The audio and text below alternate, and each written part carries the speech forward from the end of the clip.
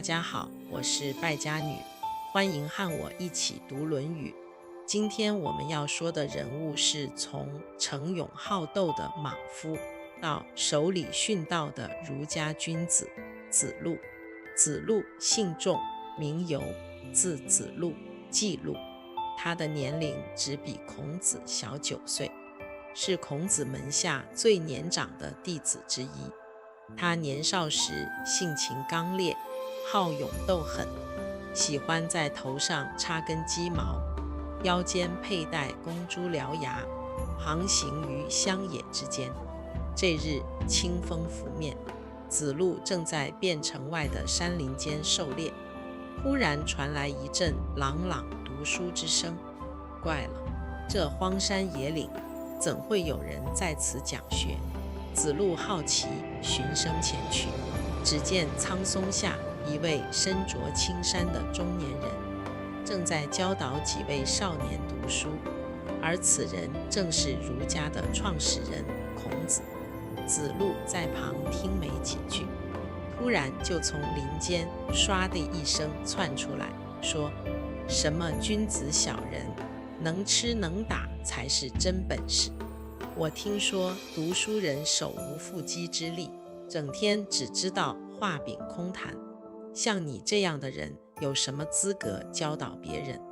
子路如此呛辣，孔子也不气恼，只是缓缓转身，仔细打量了一下眼前这位头上雄鸡翎颤巍巍，腰间野猪牙白森森，肩上还扛着猎物的莽汉。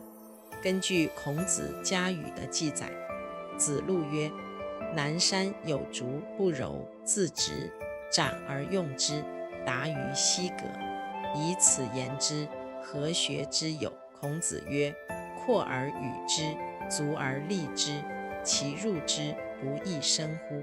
子路再拜曰：“敬而受教。”子路说：“南山之竹天生笔直，无需揉捻就能射穿坚硬的犀牛皮，天生就有才华的人，就像南山之竹，根本不需要学习。”孔子回以阔而与之，足而砥砺之来反驳。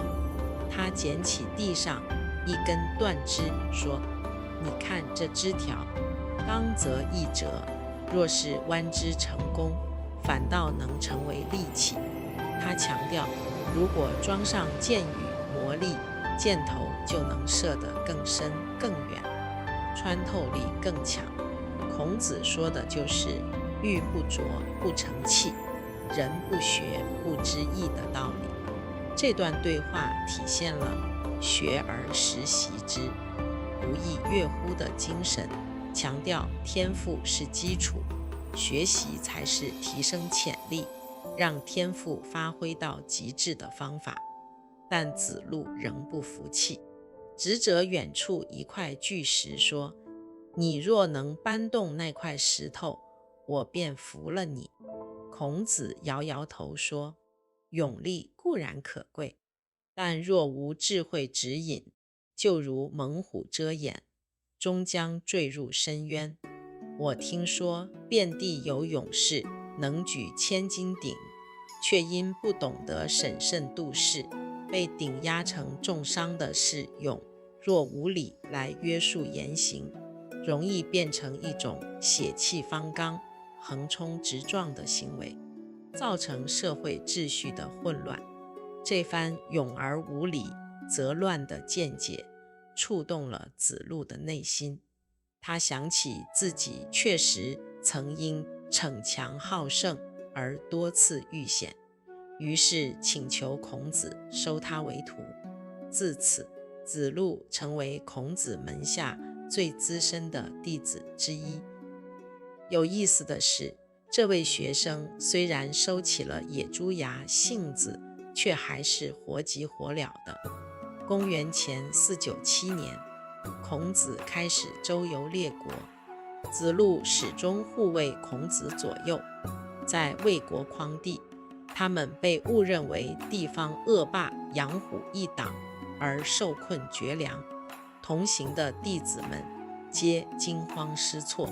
唯有子路拔剑而立，怒目圆睁，见孔子还在车中，一边弹琴，一边感叹。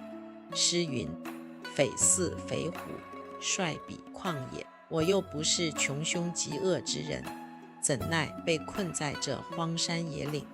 子路忍不住抱怨，想必是夫子之人未至，志未尽，所以不受人信任吧。孔子听完摇头说，若有人必受信任，伯夷叔齐怎会饿死？若有志必能通行，比干怎会被剖心？意思是人治之人难免会遭受世俗的误解。在陈蔡绝粮子路四处寻找食物，好不容易得些野菜回来，却见孔子依然讲学不辍，忍不住生气质问：君子亦有穷乎？读书有用吗？学做圣贤君子能当饭吃吗？你还不是沦落到如此困窘的地步？面对气急败坏的子路，孔子回答：君子固穷，小人穷斯滥矣。我即使身涉险境，也会安于困顿，坚守君子之风。只有小人才会因为穷困而失去理智，心生恶念，口不择言。子路闻言羞愧不已，默默将找来的干粮分给体弱的师弟们。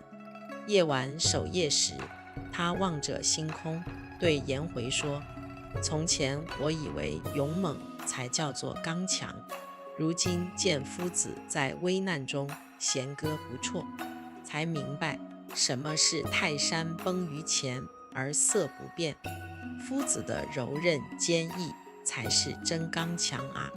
子路后来在魏国蒲地担任义宰，临行前向孔子请教为政之道。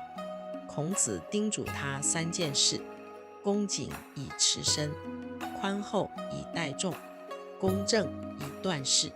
子路到任后，发现当地水患频仍，他亲自勘测河道，带领民众开渠排水。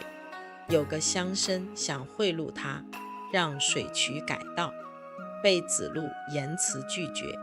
他说：我若为私利损公义，与盗贼何异？3年后，孔子经过蒲地入境时，连声称赞子路做到了对己恭敬以信。进入城邑，又说：善哉，子路做到了对人忠信以宽。来到官署庭院，再赞：果然子路做到了对事明察以断。子贡不解问：夫子未见子路理政，为何3次称赞？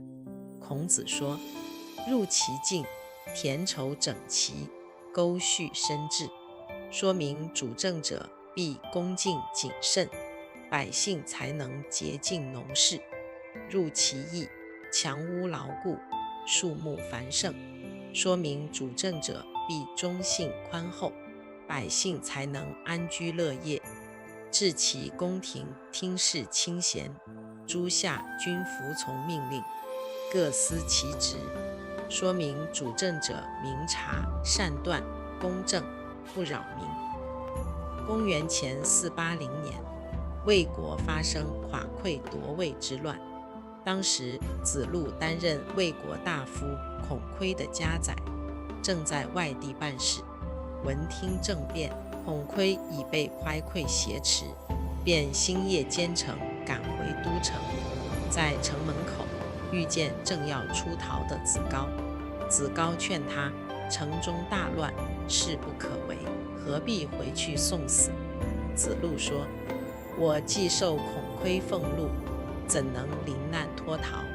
他冲入城中，为救孔亏而壮烈殉职，其遗体还被夸馈施以海刑，剁成肉酱，死时63岁。消息传到鲁国，孔子正在用餐，闻讯扔下筷子，老泪纵横。子游死了吗？自从我得这个学生，就不曾再听到有人对我恶意毁谤。如今他去了，谁在为我抵御恶言非议呢？他倒掉所有家中的肉酱，并誓言从此不吃肉酱。《论语先进篇》记载，孔子曾预言子路个性过于刚强，恐怕难以善终。他说：若有也，不得其死，然复海之举。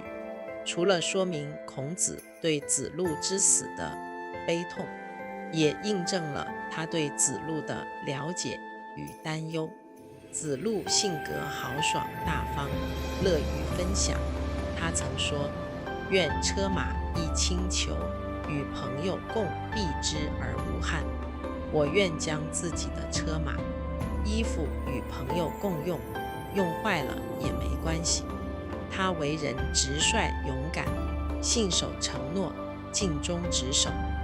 孔子曾说：理想无法实现时，我准备乘着竹筏到海上漂流，会跟我走的大概只有子路吧。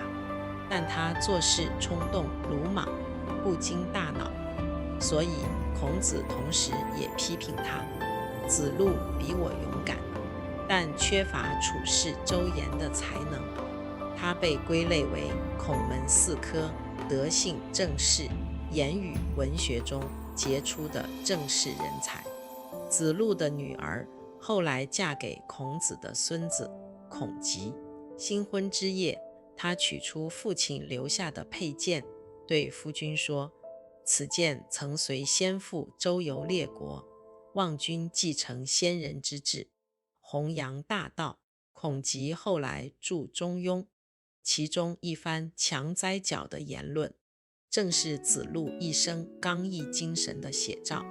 数百年后，司马迁在《史记》中为子路立传，赞其性笔好，勇力致抗旨。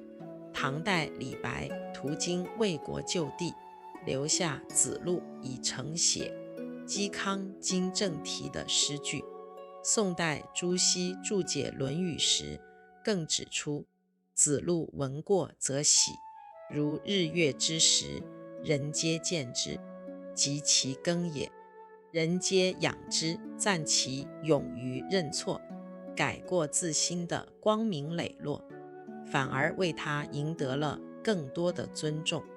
今日遍地遗址，仍有子路中学，校园里立着子路赋米的雕塑。年少时为双亲赋米100里之外的子路，被列入24孝之一。